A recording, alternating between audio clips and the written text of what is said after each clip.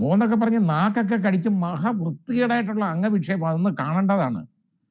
അപ്പം റെഡിയാക്കി കളയും. കുമാരനാശാനോടൊപ്പം ഉപമിച്ചതാണ് നമ്മുടെ മുഖ്യമന്ത്രി ഇയാളെ.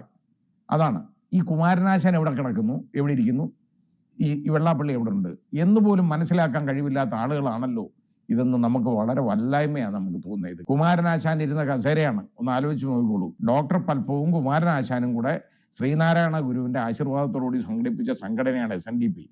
അതിനകത്ത് നോക്കിക്കോളൂ, കഴിഞ്ഞ ഇത്രയും ഏതാണ്ട് 10-40 വർഷമായിട്ട് ഇവിടെ സെക്രട്ടറി ആയിട്ടിരുന്ന് വിലസുകയാണ്.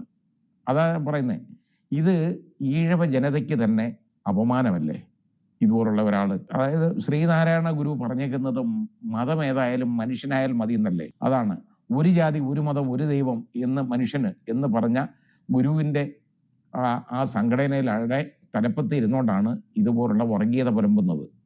ഉടനെ ചോദിച്ചാൽ അത് തീവ്രവാദിയായത് മുസ്ലിം നാമമായതുകൊണ്ടാണോ അങ്ങനെ പറയുന്നത്? അയാൾ ഈരാറ്റുപേട്ടക്കാരനാണ് എന്നുവെച്ചാൽ ഈരാറ്റുപേട്ടയിൽ ഉള്ളവരെല്ലാം തീവ്രവാദികളാണോ ആ പ്രദേശത്തുള്ള ആളുകൾ? അങ്ങനെ പറയുന്ന ഒരുത്തനെയും ഒന്ന് ആലോചിച്ച് നോക്കിയുള്ളൂ, സഹിക്കാമോ എന്ന്. ഞാൻ പറയുന്ന മാധ്യമങ്ങളെല്ലാം ഇയാളെ അവോയ്ഡ് ചെയ്യണം. ഒരു കാരണവശാലും ഇയാളെ ഞാനിത് പറയാതെ ഇരിക്കാൻ കാരണം എന്തെന്നറിയോ?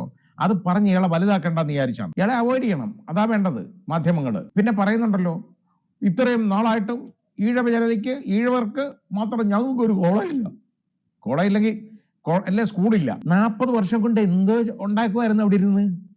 അത് ആദ്യം ചിന്തിക്കണം. ഈ 40 വർഷമായിട്ട് അവിടെ കയറി ഇരുന്നുകൊണ്ട് ഞങ്ങൾക്കൊന്നും കിട്ടിയില്ലേ എന്ന് പറഞ്ഞാൽ നിങ്ങളെ കൊള്ളത്തില്ലെന്ന അർത്ഥം.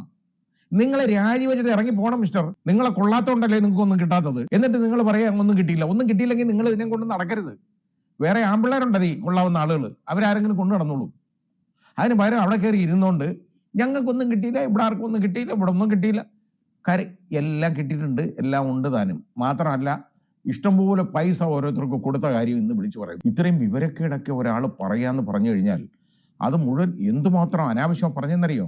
ഒരു പൊതുപ്രവർത്തകൻ എന്നുള്ള നിലയ്ക്ക് ഇരുന്നുകൊണ്ട് വിളിച്ചു പറയുകയാണ് എല്ലാവർക്കും വാരി കൊടുത്തിട്ടുണ്ട്. അത് വാരി കൊടുത്തേക്കുന്ന അയാളുടെ വീട്ടിൽ നിന്നാണ് എടുത്തു കൊടുത്തേക്കുന്നത്. SNDPയുടെ പണമല്ലേ എടുത്തു കൊടുക്കുന്നത്. ആ കൊടുക്കാനെ അത് എങ്ങനെ കൈക്കൂലി കൊടുക്കുന്നതല്ലേ? അത് അഴിമതിക്ക് വേണ്ടിയുള്ളത്. അത് പച്ച അഴിമതിയല്ലേ? അതിനൊക്കെ നടപടി വേണം. അതിനെതിരെ കേസെടുക്കേണ്ടതാണ് ഇയാളുടെ പുറക്ക്. ഇയാൾ എല്ലാ രാഷ്ട്രീയക്കാർക്കും പൈസ കൊടുത്തിട്ടുണ്ട്. ബിനോയ് വിശ്വം ഉൾപ്പെടെ ഉള്ളവരൊക്കെ വന്ന് പൈസ വാങ്ങിച്ചുകൊണ്ട് പോകേണ്ടതാണ്. PM ശ്രീയിൽ രഹസ്യമായിട്ട് പോയി ഒപ്പിട്ട മുഖ്യമന്ത്രിക്കെതിരെ CPI പറഞ്ഞു അത് ശരിയല്ല, ഞങ്ങൾ ഇതിനോടൊപ്പം ഇല്ല, അത് വിഡ്രോ ചെയ്തേ പറ്റൂ എന്ന് പറഞ്ഞു. അതാണോ ചതിയൻ ചന്തു? പിന്നിൽ നിന്ന് കുത്തുന്നവരാണെന്നൊക്കെ. CPI എന്ന് പറയുന്ന ഒരു രാഷ്ട്രീയ പ്രസ്ഥാനമാണ്. അല്പം അന്തസ്സോടുകൂടി പ്രവർത്തിക്കുന്നവരാണ് അവർ. ഈ സമുദായത്തെ ഇതേപോലെ നാണം കെടുക്കരുത് എന്നെനിക്കൊരു അപേക്ഷ.